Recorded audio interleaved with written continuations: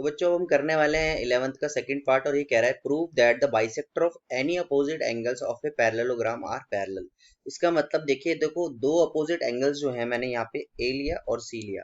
अब इनका क्या बोल रहा है, ये इनका क्या कह रहा है, ये बाइसेक्टर। तो मैं यहाँ से इसको अगर बाइसेक्ट करूं तो ये कहीं यहाँ पे मिलेगा, जिस पॉइंट को मैंने लिख लिया एम, और यहाँ से इसको मैं बाइसेक्ट करूं तो ये कहीं यहाँ मिलेगा, तो इसको मैं बोल देता हूँ एन।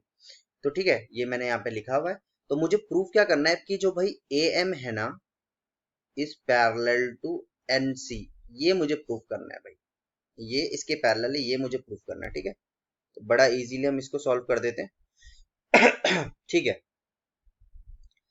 ओके चलो अब इसको सॉल्व करा जाए। तो देखो अगर मैं इसको इसको बाइसेक्टर है, ऑब्वियस सी बात है, अगर ये बाइसेक्टर है, एंगल ए का जो बाइसेक्टर है, एंगल ए का बाइसेक्टर क्या है, ए एम। जो ये बाइसेक्टर है ए एम, तो ये इक्वल हाफ्स में काटेगा, इसको ये इक्वल हो जाएगा, ये वाला इक्वल होगा, ऑब्वियस सी बात है।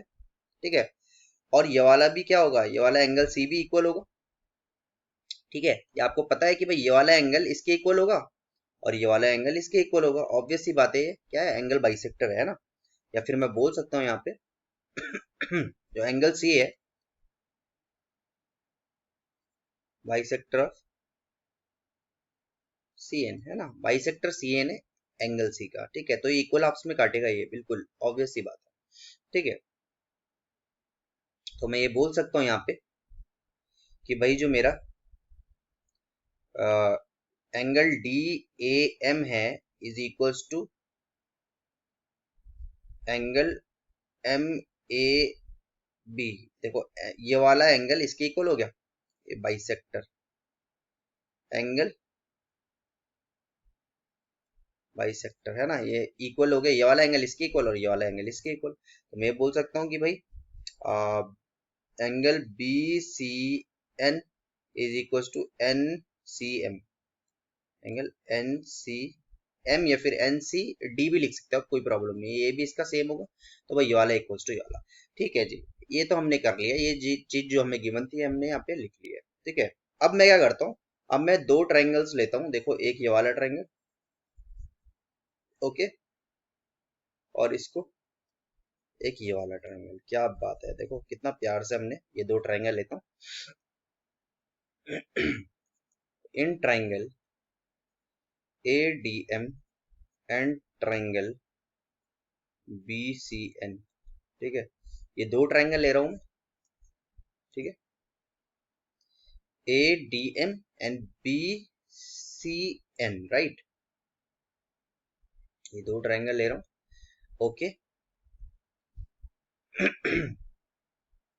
ठीक है, अब इन दोनों ट्राइंगल को मैं लेता हूँ और देखिए मैं प्रूव करने की कोशिश करता हूँ, इसको कॉन्ग्रुएंट करने की कोशिश करता हूँ। तो मैं ये बोल सकता हूँ कि जो मेरा AD है बच्चों इज इक्वल टू BC हो जाएगा। क्यों, opposite side of a parallelogram are equal. तो मैं ये बोल सकता हूँ जो AD है इज पैरेलल टू BC। तो यहाँ पे आप AD अगर पैरेलल है BC की तो ऑब्वियस सी बात है AD is equal to BC होगा, और ये अपोजिट साइड्स लिख लेना है, अपोजिट साइड्स ऑफ पैरेललोग्राम, ये लिख लेना, रीजन लिखना जरूरी होता है ना। चलो ये तो हमारा इक्वल हो गया इसके। ठीक है जी, बहुत प्यार से हमने कर लिया इसको। ठीक है, अच्छा जी, ओके, उसके बाद क्या करें, देखो अपोजिट साइड्स, ये D इज B के इक्वल होगा, opposite sides of a parallelogram are equal. तो मैं लिख सकता हूँ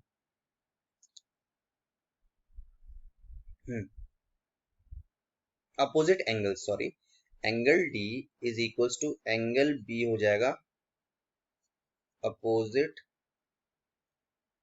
angles of parallelogram are equal. ये आपको पता है प्रॉपर्टी, तो ये भी हमें ये वाला इसके इक्वल हो जाएगा।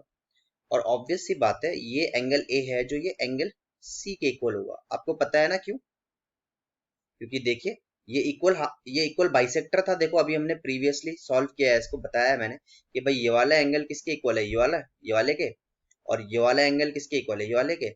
अब ध्यान से देखो, ये एंगल बाइसेक्टर है, अगर ये 20 होगा तो ऑब्वियस सी बात है ये भी 20 होने वाला था।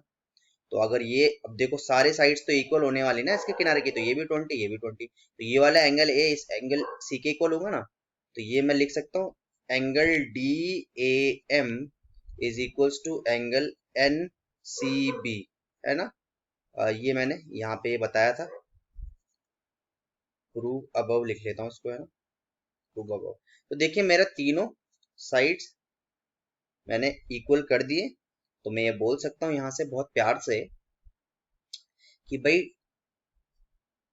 triangle ADM is congruent to triangle BCN by, देखिए मैंने किससे किया, side angle, angle side angle है ना, एंगल साइड एंगल से मैंने कॉन्ग्रेंट कर दिया, बहुत प्यार से। वाह वाह वाह, क्या बात है। अब देखो मैं एक स्टेटमेंट लिखता हूँ यहाँ पे कि भाई ये वाला जो एंगल, ये वाला है ना, देखो मैं इसको ना लाल रंग से करता हूँ, जो ये वाला एंगल है, मैं एक काम करता हूँ, ये वाला एंगल ना मैं किसके इक्वल कर देता हूँ, इसके इक्वल कर देता हूँ बाय CPCT से।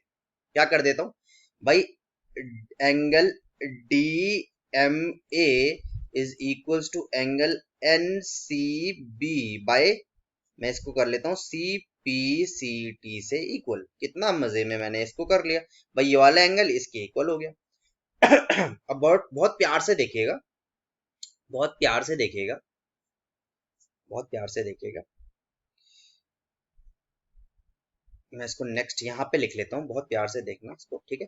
अब देखिए ये पैरेललोग्राम है, ये इसके इक्वल होगा, तो ऑब्वियस ये बात है ये वाला जो एंगल होने वाला है, बहुत प्यार से देखना है इसको। इसको मैं दूसरे कलर से करता हूँ ताकि आपको बहुत अच्छे से समझ में आना चाहिए, ठीक है। तो ये वाला जो एंगल है, देखिए बहुत प्यार से देखो, ये वाला जो एंगल है ये इसके इक्वल होगा कि नहीं होगा, क्योंकि ये क्या है, ऑल्टरनेट एंगल है। तो मैं लिख सकता हूँ angle DMA is equals to angle MAB, MAB alternate angles, ठीक है। तो देखो ये वाला एंगल इसके इक्वल हो गया, ये वाला एंगल, तो ऑब्वियस ही बात है ये वाला एंगल इसके इक्वल हो जाएगा, है ना। वैसे तो मुझे ये भी प्रूव करने की जरूरत नहीं थी, क्योंकि मेरे को ये वाला एंगल इसके इक्वल मैंने अगर CPCT से कर लिया है तो मुझे कोई प्रॉब्लम की बात नहीं। अब बड़े प्यार से देखना है इसको, है बड़े प्यार से देखना है इसको। अब यही वाला को, अब ये देखो बहुत प्यार से, मैं इसको इसको इस पूरे डायग्राम को मैं नीचे शिफ्ट करता हूँ। तो देखिए ये मैंने प्रूव कर लिया था कि भाई DMA is equals to angle NCB। तो ये देखो ये इसके मैंने इक्वल प्रूव कर दिया था बाय CPCT से। अब बड़े प्यार से इस चीज को देखना है, डायग्राम में बना रहा हूं और बिल्कुल अब डायग्राम में देखो, है ठीक है, ये ऐसे करके मैंने डायग्राम बनाया। तो भाई आपको पता है कि ये वाला एंगल, ठीक है, ये वाला एंगल अगर मैं इसके इक्वल कर दूं, देखो बहुत प्यार से, ये वाला एंगल मैं अगर इसके इक्वल कर दूं तो ये क्या होते हैं, ये क्या होते हैं, कॉरेस्पॉन्डिंग एंगल्स होते हैं कि नहीं होते, ये बताओ, होते हैं ना। और मैंने आपको अभी क्या बताया था, मैंने आपको क्या बताया था अभी, देखो कि भाई मैंने इसको, देखो ये वाला एंगल मेरे इसके इक्वल हो गया, ठीक है, ठीक है, ये वाला एंगल किसके इक्वल हो गया, इसके, और ये वाला एंगल इसके भी इक्वल है। तो ऑब्वियस सी बात है भाई ये वाला एंगल भी इक्वल होने वाला है इसके, होगा कि नहीं होगा भाई, ये बाइसेक्टर है ना, इक्वल काटता है ये, ठीक है। तो देखिए बड़े प्यार से देखिएगा, मैंने इसको इसके इक्वल कर दिया, ठीक है। और CPCT से मैंने क्या किया था, CPCT से मैंने ये वाला एंगल इसके इक्वल किया था, ठीक है। तो देखते हैं आगे। तो देखिए मैंने क्या किया था अभी, ये वाला इसके CPCT से इक्वल कर दिया था, ठीक है। बहुत ज्यादा खुच खुच हो गई है ना, ज्यादा बहुत कंजेस्टेड हो गया। और यहाँ पे मैंने क्या किया था भाई, DMA जो ये वाला एंगल है ये इसके इक्वल कर दिया मैंने बाय ऑल्टरनेट एंगल्स, ठीक है। अब बड़े प्यार से देखिएगा, बड़े प्यार से देखिए, क्या देखिए मैं एक डायग्राम बना लेता हूँ, बड़े रफ सा डायग्राम है यहाँ पे, ये M, ये C, ये A, ये N, ठीक है। अब ये देखिए बहुत प्यार से देखिए, ये वाला इसके इक्वल था, मैंने आपको बताया था, और ये वाला एंगल इसके इक्वल होगा कि नहीं होगा, एंगल C के, इसके एंगल इक्वल इक्वल होगा कि नहीं होगा, ठीक है, इसके इक्वल होगा कि नहीं होगा, देखो opposite sides of a parallelogram, ठीक है। तो भाई मैं बोल सकता हूँ angle A equals to angle C। और देखिए मैंने अभी यहाँ पे क्या बताया था, ऑल्टरनेट बताया था, मतलब ये वाला अगर इसके इक्वल है तो ऑब्वियसली बात है ये भी इसके इक्वल होगा। तो देखिए ये वाला एंगल, जो मेरा एंगल देख लीजिए बहुत प्यार से, एंगल DMA, DMA ये किसके इक्वल होगा, एंगल एन सी डी के, देखो एन सी डी के, देखो ये वाला एंगल इसके भी इक्वल हो गया। अब बहुत प्यार से देखना ये चीज, देखो अगर ये इसके इक्वल है, ऐसे कर कर मैं बनाता हूं, और अगर ये वाला एंगल इसके इक्वल होता है, ये क्या होता है, कॉरस्पॉन्डिंग एंगल्स होते हैं ना, कॉरस्पॉन्डिंग एंगल्स। कॉरस्पॉन्डिंग एंगल्स क्या होते हैं, अगर कॉरस्पॉन्डिंग एंगल्स इक्वल हो जाए, अगर कॉरस्पॉन्डिंग एंगल्स इक्वल हो जाए, अगर ऐसा कुछ हो जाए और यहाँ वाला एंगल इसके बराबर हो जाए, तो इसको क्या बोलते हैं, कॉरस्पॉन्डिंग एंगल्स, है ना। अरे कॉरस्पॉन्डिंग एंगल्स अगर इक्वल हो जाए तो ऑब्वियस सी बात है कि भाई ये इसके पैरेलल होता है। भाई कॉरस्पॉन्डिंग एंगल्स कब इक्वल होते हैं, जब ये इसके पैरेलल हो। तो मैं इस कंक्लूजन से बोल सकता हूं, तो मैं इस कंक्लूजन से बोल सकता हूं, यहां पे लिखना कॉरस्पॉन्डिंग एंगल्स। तो मैं ये बोल सकता हूं कि भाई जो ए एम है इस पैरेलल टू सी एन। बड़ा इजीली मैंने ये प्रूव कर दिया। तो बड़ा घबराने की जरूरत नहीं है बच्चे, बहुत प्यार से करना है इसको, ठीक है। तो देखो आई होप आपके ये समझ में आया होगा, ठीक है। तो भाई ये वाला एंगल मैंने इसके इक्वल किया था, फिर opposite sides of a parallelogram, तो ये भी इसके इक्वल, तो ये इसके इक्वल हो गया, तो ऑब्वियस सी बात है ये वाला जो एंगल है ये भी इसके इक्वल हो जाएगा।